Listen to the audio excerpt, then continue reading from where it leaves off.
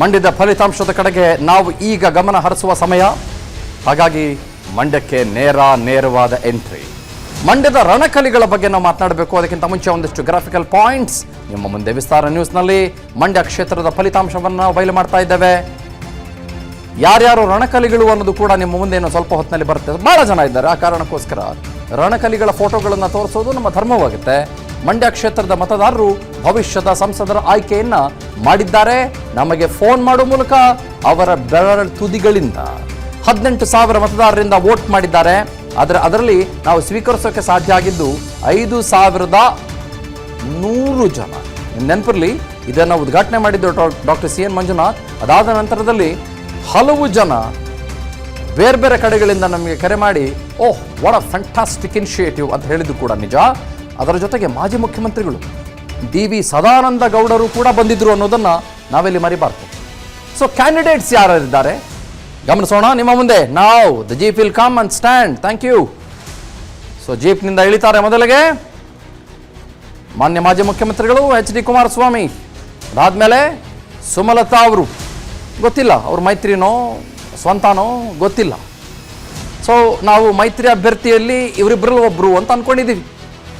ಹಾಗಾಗಿ ನಾವು ಕಾದು ನೋಡೋಣ ಏನಾಗ್ಬೋದು ಅಂತ. ಓಕೆ, ಜೀಪ್ ಹೋಗುತ್ತೆ. ಅದೇ ಜೀಪ್ ಮತ್ತೆ ವಾಪಸ್ ಬರುತ್ತೆ, ಇನ್ನೂ ಹಲವರನ್ನ ಹೊತ್ಕೊಂಡು. ಯಾರ್ಯಾರನ್ನ ಹೊತ್ಕೊಂಡ್ಬರುತ್ತೆ ಅದೇ ಜೀಪು? CS ಪುಟ್ಟರಾಜು ಬರ್ತಾರೆ ಅದೇ ಜೀಪ್ನಲ್ಲಿ. ಅಂದರೆ ಅವರು ಕೂಡ ಆಕಾಂಕ್ಷಿಗಳಲ್ಲಿ ಒಬ್ಬರ ಅಥವಾ ಅವರು ಕೂಡ ಅಭ್ಯರ್ಥಿಗಳಲ್ಲಿ ಒಬ್ಬರ? ಕಾದು ನೋಡೋಣ. ಆಮೇಲೆ ಸ್ಟಾರ್ ಚಂದ್ರು ಅವರು ಕೂಡ ಇದ್ದೇ ಇದ್ದಾರೆ.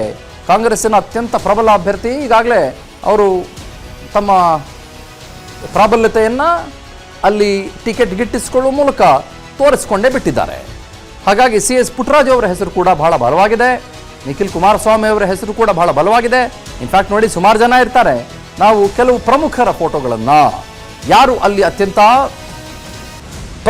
ಪ್ರಮುಖರಿದ್ದಾರೆ ಅವರ ಫೋಟೋಗಳನ್ನು ಮಾತ್ರ ತೋರಿಸೋಕೆ ಸಾಧ್ಯ ಆಗುತ್ತೆ. ವಿಸ್ತಾರ ಪೋಲಿಂಗ್ ಬೂತ್ಗೆ 18,970 ಕರೆಗಳು ಬಂದಿದ್ದಾವೆ. But we could receive nearly 5,100 calls ಅಷ್ಟೇ. ಇನ್ನು ಹಲವು ಕರೆಗಳು ಮಿಸ್ ಆಗೋದ್ವು. ಸ್ಯಾಂಪ್ಲಿಂಗ್ ಅಂತ ತಗೊಂಡ್ರೆ ನಾವು 5,100 ಮಾತ್ರ ನಾವು ಸ್ಯಾಂಪ್ಲಿಂಗ್ ತಗೊಳ್ಳೋಣ.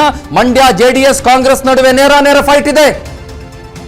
JDS BJP ಮೈತ್ರಿಯಿಂದ ಕಾಂಗ್ರೆಸ್ಗೆ ಹೊಡೆತ ಬೀಳುವ ಸಾಧ್ಯತೆ ದೊಡ್ಡ ಮಟ್ಟದಲ್ಲಿ ಕಂಡು ಬರ್ತಾ ಇದೆ. ವಿಸ್ತಾರ ಪೋಲಿಂಗ್ ಬೂತ್ನಲ್ಲಿ JDS ಪಕ್ಷಕ್ಕೇನೆ ಹೆಚ್ಚು ಮತಗಳು ಬಂದಿದ್ದಾವೆ. ಗಮನಿಸಿ, ದಿಸ್ ಇಸ್ ಇಂಪಾರ್ಟೆಂಟ್. ಮಂಡ್ಯದಲ್ಲಿ 2ನೇ ಅತಿ ದೊಡ್ಡ ಪಕ್ಷವಾಗಿ ಕಾಂಗ್ರೆಸ್ ಹೊರಹೊಮ್ಮಿದೆ. ಪಕ್ಷೇತರರಾಗಿ ನಿಂತರೆ ಸಂಸದೆ ಸುಮಲತಾ ಗೆಲುವು ಆಲ್ಮೋಸ್ಟ್ ಅಸಾಧ್ಯ. ಕಷ್ಟ ಅಲ್ಲ, ಆಲ್ಮೋಸ್ಟ್ ಅಸಾಧ್ಯ. ನೋಡಿ, 18,970 ಕಾಲ್ಸ್ ಬಂದವು. ನಾವು ಅದನ್ನು ಕೂಡ ಹೇಳೋದು ಇಂಪಾರ್ಟೆಂಟ್ ಅಲ್ವಾ? ಆದರೆ ಅದರಲ್ಲಿ ಎಷ್ಟು ಕರೆಗಳನ್ನು ಸ್ವೀಕರಿಸಕ್ಕೆ ಸಾಧ್ಯ? 5,100 ಕರೆಗಳನ್ನು ಸ್ವೀಕರಿಸಿದ್ವಿ. ಅದರ ಜೊತೆಗೆ ವಿಸ್ತಾರ ಪೋಲಿಂಗ್ ಬೂತ್ನಲ್ಲಿ 2,100 ಮತಗಳನ್ನು JDS ಪಡೆದುಕೊಂಡಿದೆ. 2,100 ಮತಗಳು JDSಗೆ, ಕಾಂಗ್ರೆಸ್ ಪಕ್ಷಕ್ಕೆ 1,820 ಮತಗಳನ್ನು ಮತದಾರ ಪ್ರಭುಗಳು ಕೊಟ್ಟಿದ್ದಾರೆ. Interesting, very interesting. BJP has got only 703 votes. ಸಂಸದೆ ಸುಮಲತಾ ಅವರಿಗೆ ಏನೇನೇ ವೋಟ್ ಹಾಕ್ತೀರಾ ಅಂತ ಕೇಳಿದಾಗ ಹಾಕ್ತೀವಿ ಅಂತ 444 ಜನ ಹೇಳಿದ್ರೆ, ಇತರರಿಗೆ 33 ಜನ ವೋಟ್ ಹಾಕಿದ್ದಾರೆ. ಅದರಲ್ಲಿ ಚಿನ್ಮಯ್ ಅಂತ ಒಬ್ಬರ ಹೆಸರು, ಅವರ ಹೆಸರಿಗೆ ಏನೇ ಒಂದು 22 ವೋಟ್ ಬಂತು. ಪ್ರಜಾಕೀಯಕ್ಕೆ ಒಂದಿಷ್ಟು ವೋಟ್ಗಳು ಬಂತು. ಹಾಗೂ ಇನ್ ಕೆಲವರಿಗೆ 1-2 ವೋಟ್ಗಳು ಬಂದು ಟೋಟಲ್ 33 ವೋಟ್ಗಳು ಬಂದಿದ್ದಾವೆ. ಕಾಂಗ್ರೆಸ್ಗೆ ಮತ್ತೊಮ್ಮೆ ಗಮನಿಸಬೇಡಿ, 1,820 votes. BJP third largest party ಆಗುತ್ತೆ. ಸ್ವತಂತ್ರವಾಗಿ ಏನಾದರೂ ನಿಂತುಕೊಂಡ್ರೆ 703 ಮತಗಳು ಅಷ್ಟೇ. That's all. ಫಲಿತಾಂಶ ನಿಮ್ಮ ಮುಂದೆ ಮಂಡ್ಯದ್ದು. ಈಗ JDS, ನಾವು ಬರೀ JDSನ ಮಾತ್ರ ತೆಗೆದುಕೊಂಡಾಗ ಕುಮಾರಸ್ವಾಮಿ ಅವರನ್ನ ತೆಗೆದುಕೊಳ್ಳೋಣ. ಆ ಜಾಗದಲ್ಲಿ CS ಪುಟ್ಟರಾಜು ಬರ್ಬೋದು, ಮತ್ತೊಬ್ಬರು ಬರ್ಬೋದು, ಮಗದೊಬ್ಬರು ಬರ್ಬೋದು. ಇದು ಮೈತ್ರಿ ಬಗ್ಗೆ ನಾವು ಮಾತನಾಡ್ತಾ ಇಲ್ಲ. ನೀವು ಮೈತ್ರಿ ಆದ್ರೆ JDS ಮತ್ತು BJP ಒಂದಾದ್ರೆ ಆ 2,100 ಇರೋದು ಇನ್ನೂ ಕೂಡ ಜಾಸ್ತಿ ಆಗುತ್ತೆ. ನಿಯರ್ಲಿ 2,803 ಆಗುತ್ತೆ. ಅದು ನಮಗೆ ಬಹಳ ಸ್ಪಷ್ಟವಾಗಿ ಇಲ್ಲಿ ಕಾಣಿಸ್ತಾ ಇದೆ. ಆದ್ರೆ JDSಗೆ ಮಾತ್ರನೇ ಇಲ್ಲಿ 2,100 ಮತಗಳು ಬಂದಿದ್ದಾವೆ. ಕುಮಾರಸ್ವಾಮಿ ಅವರು ನಿಂತ್ಕೊಂಡ್ರೆ ಅವರಿಗೆ ಗೆಲುವು ಅಷ್ಟೊಂದು ಕಷ್ಟವೇನಲ್ಲ ಅನ್ನೋ ತರದಲ್ಲಿದೆ. ಹಾಗನ್ ಮಾತ್ರಕ್ಕೆ ಸ್ಟಾರ್ ಚಂದ್ರು ಇದ್ದಾರಲ್ಲ, ಸ್ಟಾರ್ ಚಂದ್ರು ಅವರನ್ನ ನಾವು ಕಡೆಗಣಿಸುವ ಹಾಗಿಲ್ವೇ ಇಲ್ಲ. 1820 ವೋಟ್ಸ್, 1820 ಮತಗಳನ್ನ ಸ್ಟಾರ್ ಚಂದ್ರು ಅವರು ಪಡೆದುಕೊಂಡಿದ್ದಾರೆ. ಬಿಜೆಪಿ ಮೂರನೇ ಅತಿ ದೊಡ್ಡ ಪಕ್ಷವಾಗಿ ಹೊರಹೊಮ್ಮಿದೆ, ಕೇವಲ 703 ಮತಗಳನ್ನ ಪಡೆದುಕೊಂಡಿದೆ. ಅಂದ್ರೆ ಬಿಜೆಪಿ ಸ್ವತಂತ್ರವಾಗಿ ಯಾರನ್ನಾದ್ರೂ ಕಣಕ್ಕಿಳಿಸಿದ್ರೆ ಗೆಲುವು ಇಂಪಾಸಿಬಲ್. ಇದು ನಮ್ಮ ಮತದಾನದ ಈ ಸಮೀಕ್ಷೆ ಸ್ಪಷ್ಟವಾಗಿ ಹೇಳ್ತಾ ಇರೋದು. ಸುಮಲತಾ ಅವರು ಪಡೆದುಕೊಂಡಿರೋದು 444 ಮತಗಳನ್ನ ಮಾತ್ರ. It means that it is a very very very very tough task ಅವರಿಗೆ. It's an absolutely tough task.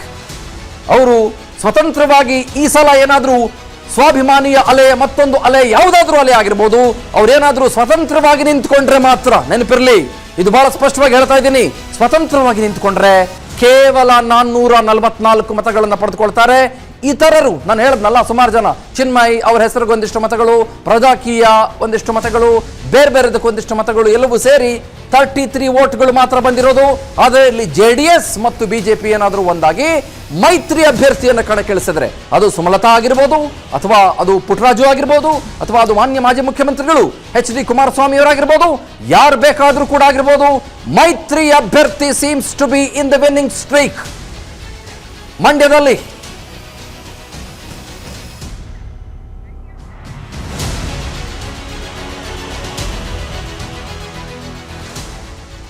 So ಇದು ಫಲಿತಾಂಶ. ಅನುಕ್ಷಣದ ಸುದ್ದಿಗಳಿಗಾಗಿ Vistara news YouTube channel subscribe ಮಾಡಿ. ಹೊಸ ಸುದ್ದಿಗಳ ನೋಟಿಫಿಕೇಶನ್ಗಾಗಿ ಬೆಲ್ ಐಕಾನ್ ಕ್ಲಿಕ್ ಮಾಡಿ. ಲೇಟೆಸ್ಟ್ ಅಪ್ಡೇಟ್ಸ್ಗಾಗಿ www.vistaranews.com ವೆಬ್ಸೈಟ್ಗೆ ವಿಸಿಟ್ ಮಾಡಿ. ಅಂಗೈಯಲ್ಲೇ ಜಗತ್ತಿನ ಸುದ್ದಿ ತಿಳಿಯಲು Vistara news Kannada app download ಮಾಡಿ.